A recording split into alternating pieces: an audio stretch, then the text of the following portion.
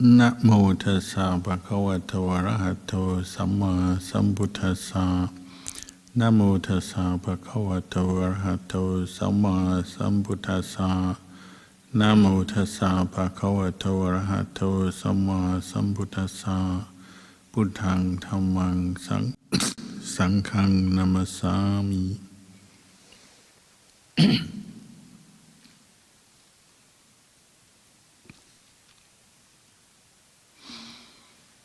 Blessings, good evening.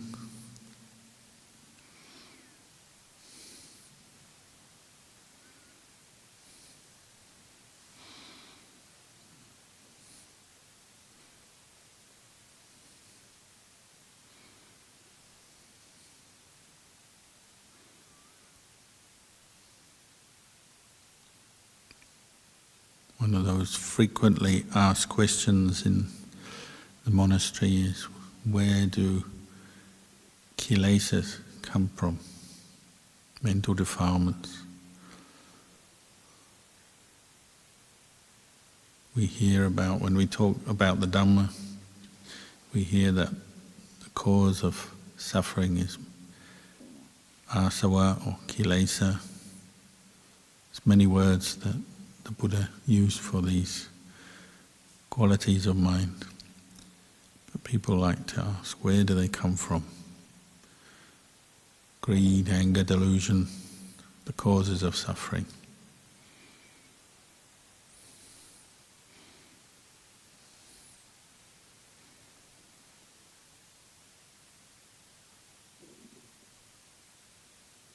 Literally, they come from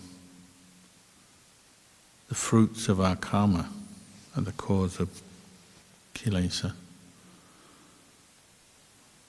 This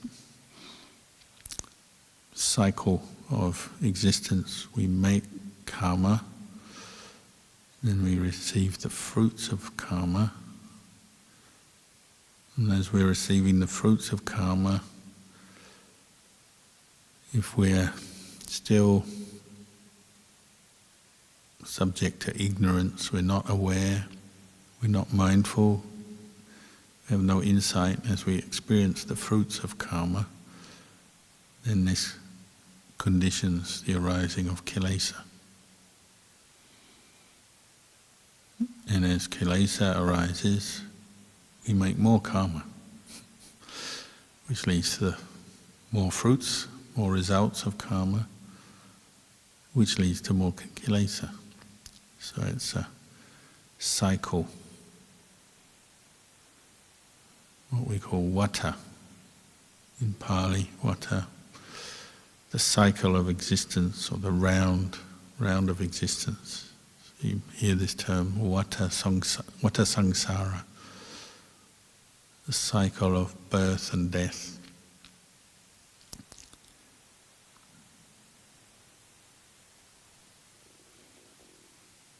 The practice of Dhamma, cultivating the path for the end of suffering, for removing kilesa, mental defilements from our experience, is vivata, the ending of the cycle.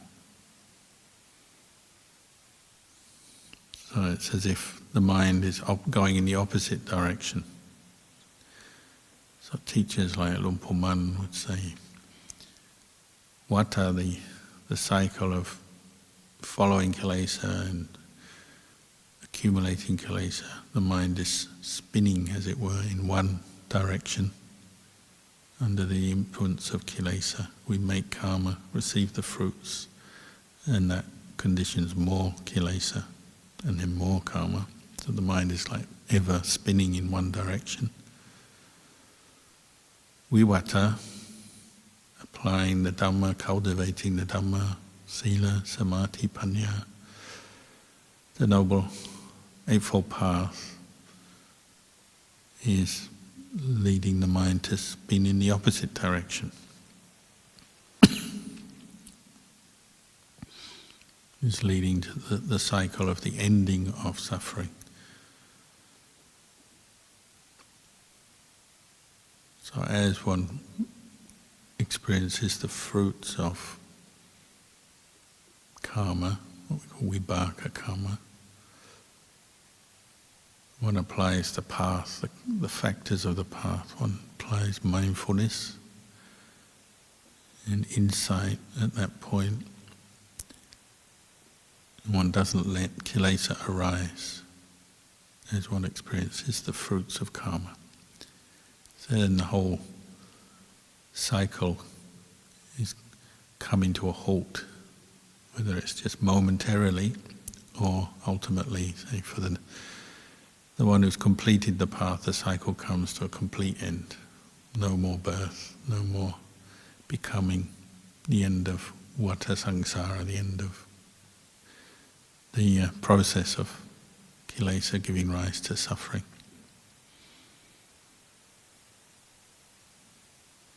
If the Buddha hadn't realized this, then he wouldn't be able to teach what he taught. So he taught a way that helps us to end the cycle of birth and becoming and suffering.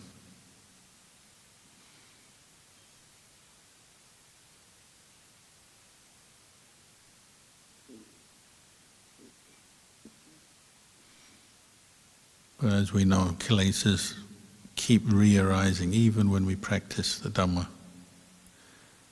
And we cultivate these qualities, mindfulness, insight, knowledge. Can dampen the kilesas down. They go quiet for a while, we may experience some peace, some happiness in our mind. But then they re-emerge because they're not completely uprooted. So we have to keep practicing, not giving up.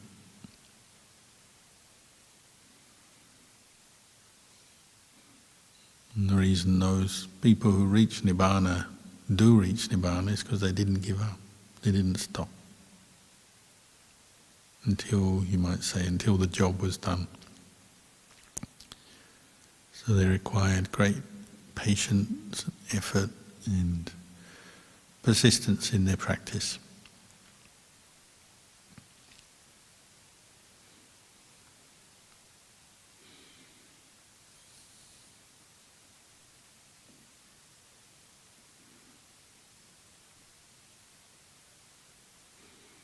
One of the reasons people find it very difficult to practice the Dhamma these days is because we have so much material wealth now in the world, although not everybody is surrounded by material wealth. Large numbers of people are. So we're no longer struggling just to get enough food to eat or a place to stay. We've got access to that, we've got education and health, care, and technology is advancing so quickly. If you're a child nowadays, you're brought up, you don't really know much about things like being without food or help. You don't even know what it's like to be bored because you've always got another toy, another game that you can play. We have all kinds of technology now to keep us comfortable, to occupy our minds every moment of the day and night.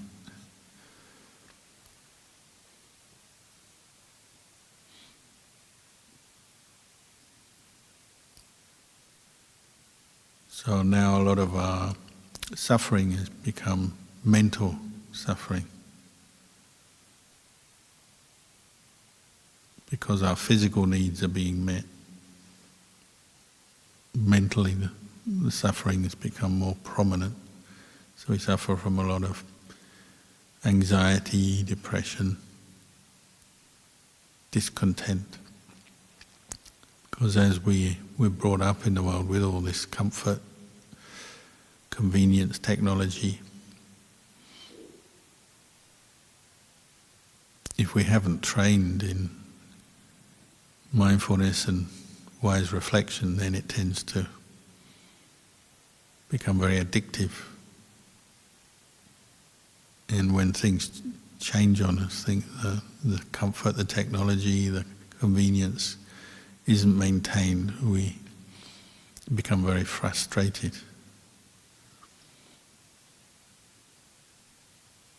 The nature of the world is that we constantly trying to keep our senses stimulated and happy,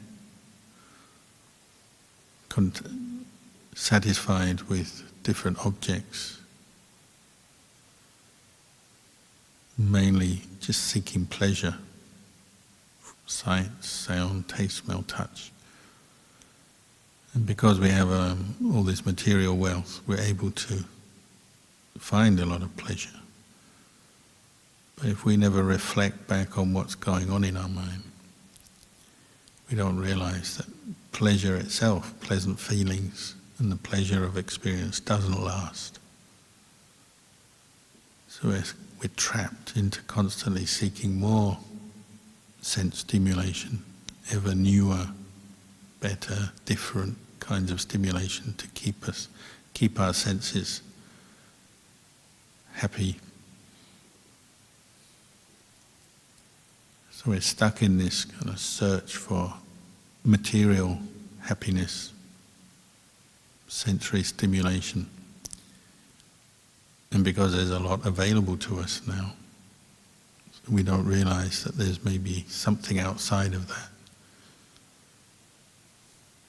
What you might call inner happiness, in the way of the Dhamma, practicing what the Buddha taught, is going inwards to understand the mind and pacify the mind on the inside, find inner peace, inner well-being.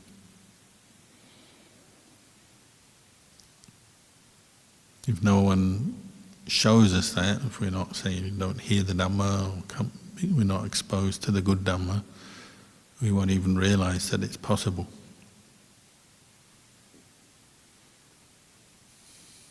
A few people are born in the world, they have a kind of innate ability to learn.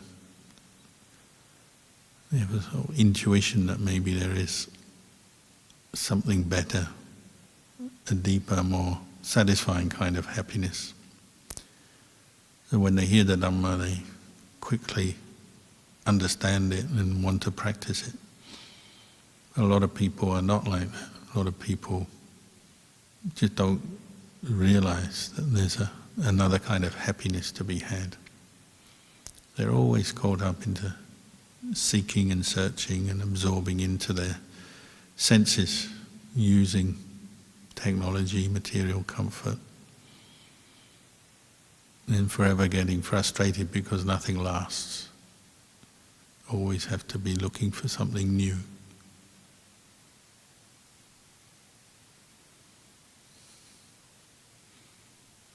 But for one who hears the Dhamma and takes notice of it, then you start the search on the inside, maybe. Bring your attention inwards.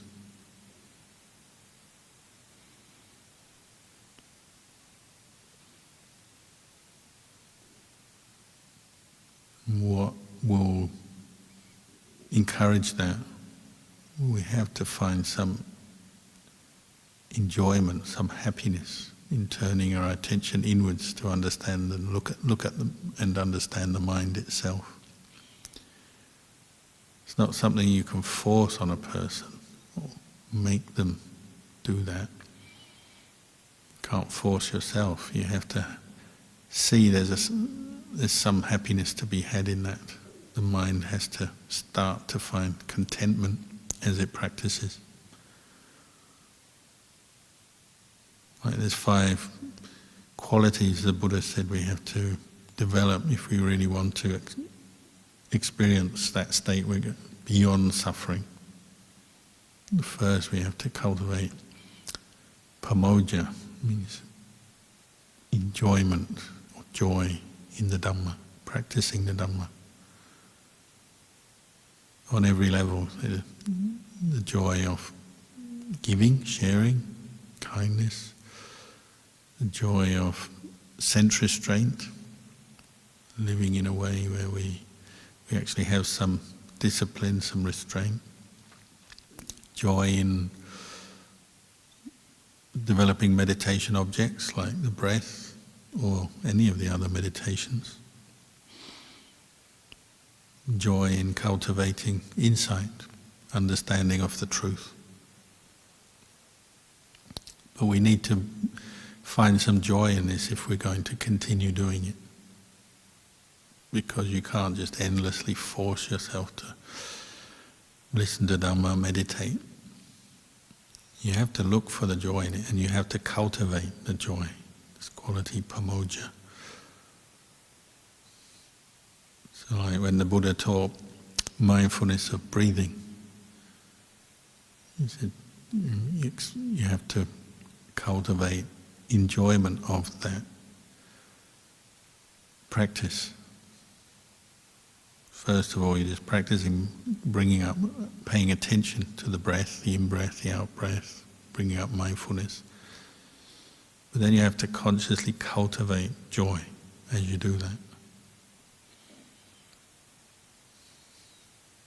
You might use the word manufacture or create or fashion. You have to create joy in the practice. Often we talk about how mental defilements, kilesa, they create suffering in the mind. They agitate the mind, make us endlessly think, disturb us.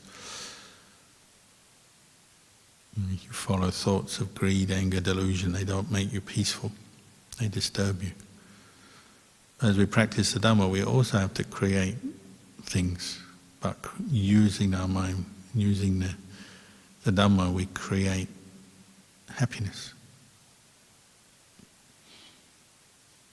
You actually have to consciously do that. It won't just fall into your lap, much as we would like that.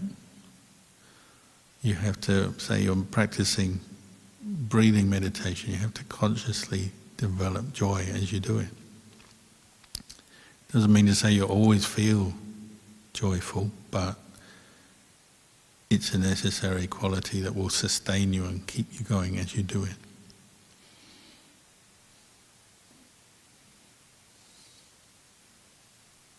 And the same with rapture, piti.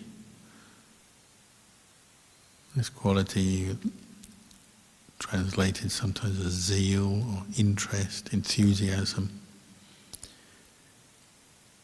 That's something you consciously have to develop as you meditate. Sometimes it's strong, sometimes it's weak, sometimes it doesn't seem to be there at all. You have to accept that. It's still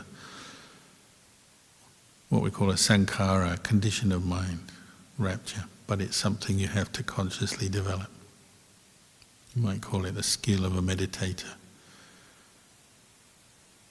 So sometimes there's those meditations where they say, breathe in with joy, breathe out with joy, breathe in with rapture, breathe out with rapture. If it works, that's good.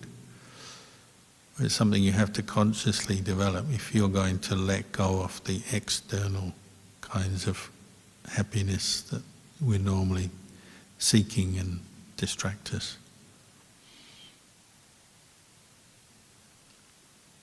You have to turn your attention inwards and find inner happiness and consciously bring that up in your mind. Direct your mind to that task, you could say.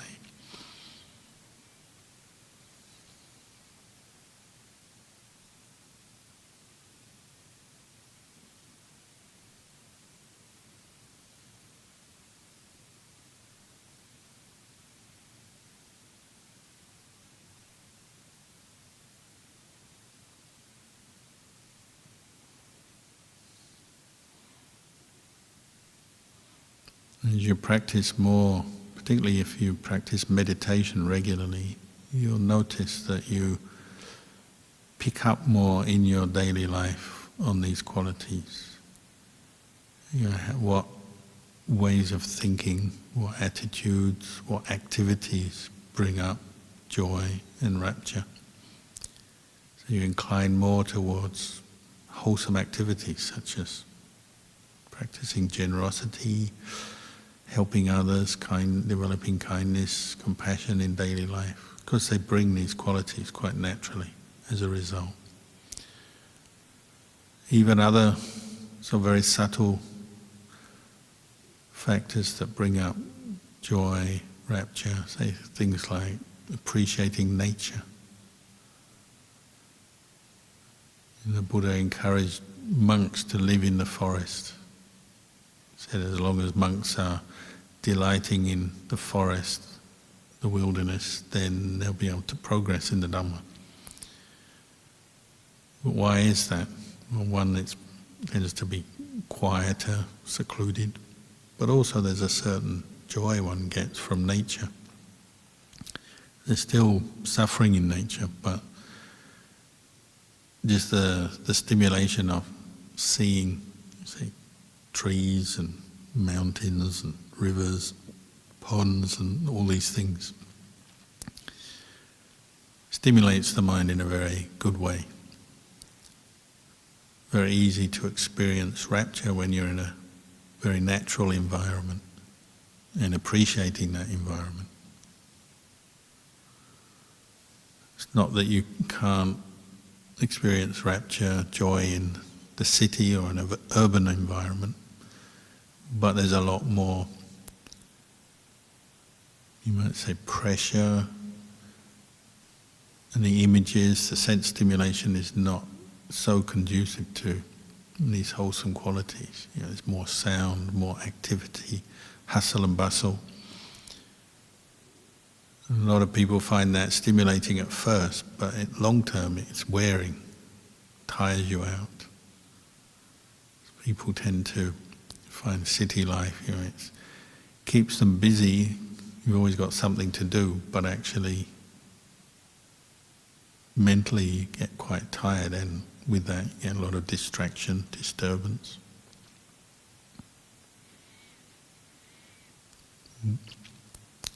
As you cultivate the mind internally, see the factors of meditation, the different qualities, then you appreciate things like the subtle peace of nature, simplicity of nature, the lack of hustle and bustle in nature, and so on. Your mind inclines more to that and appreciates it.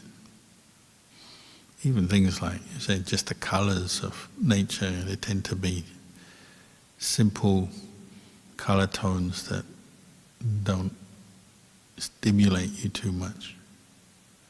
It's the way in the city, if you go into the city, what do? They try and put adverts everywhere. Nowadays, they use the technology for that, so not just billboards, but massive screens with images that you can watch all day long, moving images and so on.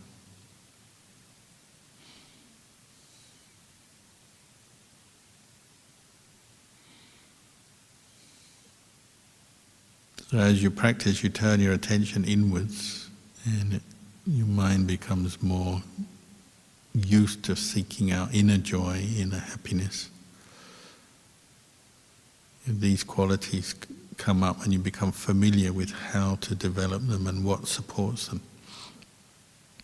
And just the quality of happiness itself, slightly different in terms of the psychology of the mind. Inner happiness is a feeling of contentment, stillness, where the mind is not seeking anything outside itself to be happy.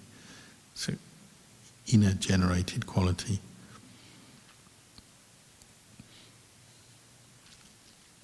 It's the opposite of anxiety.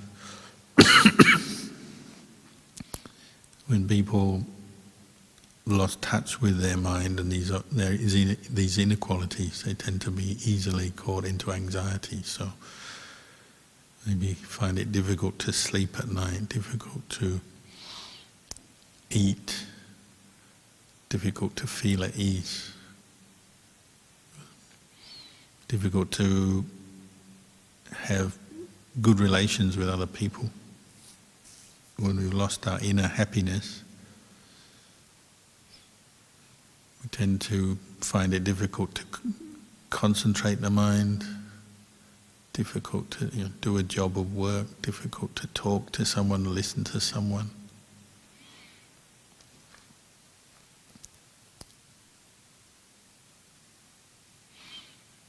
If your mind is seeking happiness in, say, technology, always scrolling, touching buttons, texting, looking at visual images, playing games, seeking information, etc. It's very fragile kind of happiness, constantly dependent on the next image, or the next word, or the next sound that comes out of the computer or the phone. If anything goes wrong, you don't get what you want, immediately you have to experience a lack of peace, a lack of contentment. If you experience discontent, even just the worry that you won't be able to get what you want or keep what you want, it's a very fragile kind of happiness.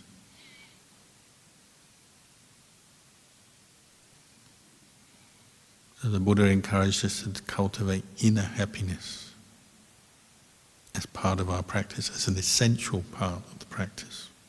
So cultivate joy, rapture, happiness regularly, frequently.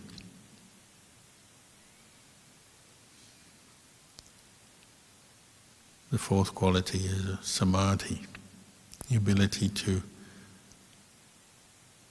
put your mind on an object, focus your mind, stick with an object.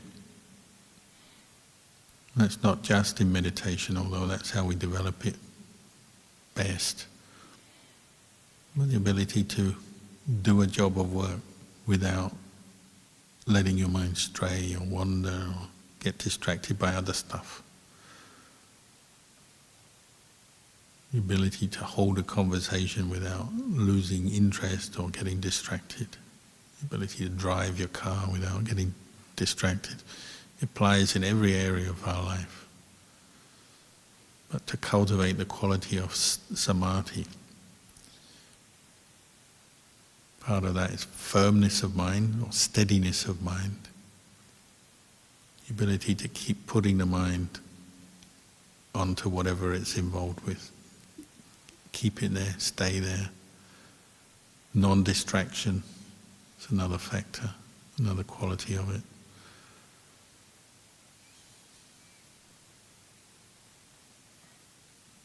And particularly if you want to know the truth, which is what the Buddha was encouraging us to develop, knowledge of the truth, the way things are, you need to be able to look carefully, observe carefully, without getting distracted or without getting deluded. A lot of our suffering comes because we don't fully see the way things are. So we attach to things that actually cause us suffering, attach to pleasure, attach to thoughts, memories. We don't see the way things are, we don't see the impermanent, unsatisfactory nature of things. We don't see things as not self, because we're not able to look very well. And as long as we're running to distraction all the time, you can't see these qualities in experience. You might know it intellectually that things are impermanent, but if you're constantly looking at the next image, the next, seeking the next bit of stimulation, you won't see the impermanence of what you're involved with. Your mind is constantly jumping, moving around all the time. So the Buddha encourages us to develop Samadhi, this firmness, steadiness of mind, so that then we can see the way things are.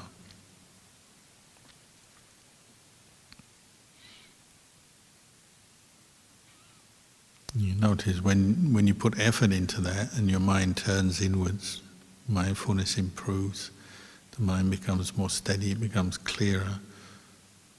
Well, you can see the desire to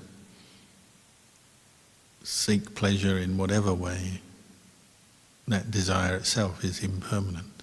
It comes and goes, and you don't necessarily have to follow it. You can just watch it.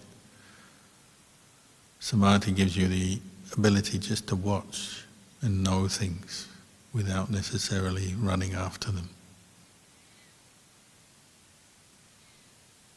Even painful, unpleasant experiences, when the mind develops more samadhi, you can just know a painful feeling as a painful feeling, without having to react with aversion or run away from it or seek distraction from it.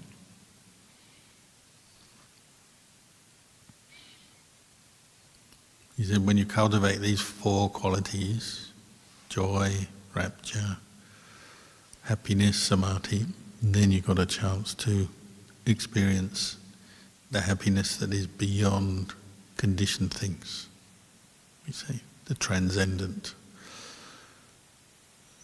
the happiness of wisdom that just knows the way things are without delusion. To know all things are impermanent. All sights are impermanent. What's impermanent is not self. Sounds, taste, smell, touch. All this sense stimulation that we're constantly running after and getting caught into is seen as impermanent. And what's impermanent doesn't really belong to you. It's not a self if it's impermanent. This is the happiness of wisdom, insight. And that leads to what we call equanimity, upekkha. The highest happiness. And these are 5 aspects of happiness. You might say spiritual happiness or inner happiness. The Buddha said will free us from suffering, free us from the effects of kilesa, greed, anger, delusion. It brings us to this place where it's just true knowledge and vision of the way things are. The mind is peaceful.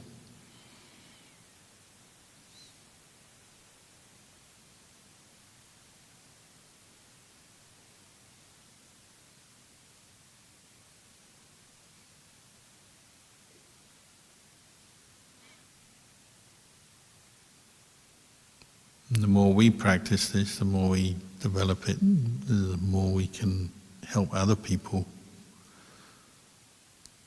Because if you understand the way this practice works, how it helps you to be more peaceful, more free from the influence of kilesa, then you can pass that on to the people around you.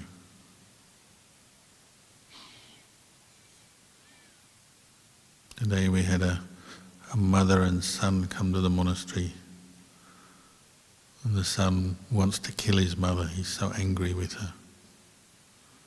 And the mother is in despair because she can't control her young son. So they're constantly fighting and arguing.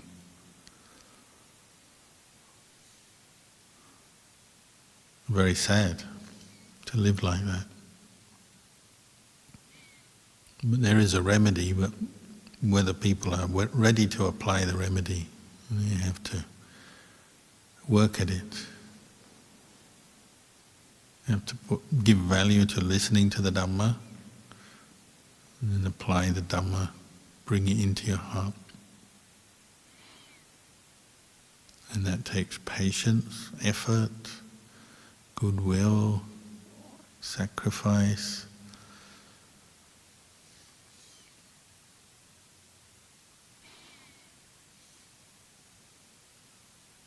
Nowadays people can get really angry over very little at all. It's not that they don't have enough to eat, don't have a place to stay, not that they're too cold in the winter or too hot in the summer. We've got all the things we need to be happy. But because we don't understand the mind, our mind, instead of cultivating joy and peace, we cultivate suffering.